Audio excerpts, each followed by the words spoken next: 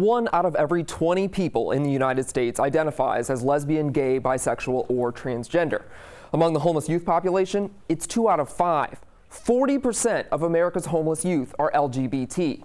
Now here in North Texas, we don't know how many there are. We're not counting because it isn't required. Tonight we take a look at some of the challenges facing society's most unwanted. Well, I first found myself homeless. It would have been when I was 16.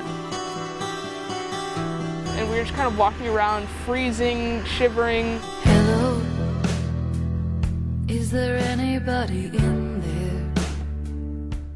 Between Dallas and Tarrant counties, more than 5,000 people are homeless, and about a quarter of them are kids. It's sad, you know? I really wish he would accept me. 3 years ago, Ryan Kofer was one of them. Right when I turned 16, my dad kicked me out because I told him that I wanted to go by a different name because I told him I was trans. Kofer told his dad he'd decided to identify as a male. He switched his name from Alexis to Ryan. Like, I didn't think he would care because he didn't care about me being a lesbian. Why would he care about this, you know? The worst part was, it was at 1 in the morning. And he's kind of like, just pack your stuff and leave. And I was sitting at a playground near my house for a good 3 hours trying to figure out what to do. Because like you always kind of like live with that fear whenever you're coming out that you'll be homeless just like a couple days later.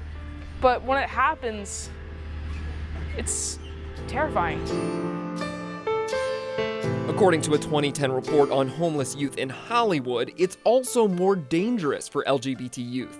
They were more likely to be robbed, physically assaulted, and sexually assaulted or raped. And they're more likely to abuse drugs or alcohol. You know, they may not necessarily be thinking in terms of counseling or some other safe, supportive way to deal with what's just happened. Resource Center Dallas's Youth First has a full lineup of programming to help young people feel supported, but it doesn't offer anything for homeless youth. We don't have anything in town that works specifically with the gay, lesbian, bi, trans youth population that are homeless. You're not sure if you're going to be accepted. You know, you always have that doubt in the back of your mind. For someone who is concerned about where they're going to spend the night, that the last thing they want to have to do is worry about coming out again, worry about what types of reactions they're going to get, especially if they've already been through a situation where they have perhaps been kicked out for coming out. What we normally do, we just walk around. Case managers for Promise House's Street Outreach pound the pavement daily, looking for youth in need of support. Yeah, we can house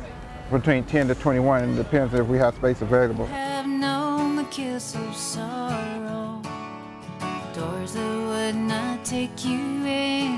When it comes down the streets, my main thing I run into, no matter if they LGBT or straight, they have the same problems of homelessness and having nowhere to go. Promise House has the only emergency shelter in the city for those 18 to 21. It's fundraising for an expansion, but for now, the beds are in short supply. We can take a maximum of 6 right now. We see more kids that need a safe place to stay than we have places to send them. Resource Center sends youth to Promise House or TRAC, which helps them transition out of foster care when they've aged out. Both are considered safe spaces for the LGBT community. We estimate that about 20 to 25% of our youth are LGBT. If I'm going to be homeless, I might as well be homeless in a city where there's more people and more opportunities. The organizations have helped many youth, including Jonathan Hammer. I mean, I have a car, I have my own apartment, I work 2 jobs,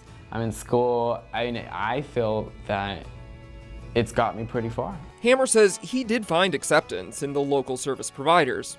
Kofer says he didn't. A lot of people don't really want to give a place to stay to the person if they can't even define their sex by looking at them, which is awkward to say, but it really weirds people out. That is why some local service providers say it's time for North Texans to pay attention to the problem, so all youth can find themselves home.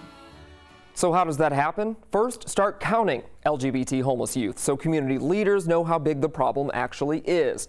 Second, an LGBT-specific homeless shelter. The Resource Center is considering that as part of an expansion, but it all comes down to funding.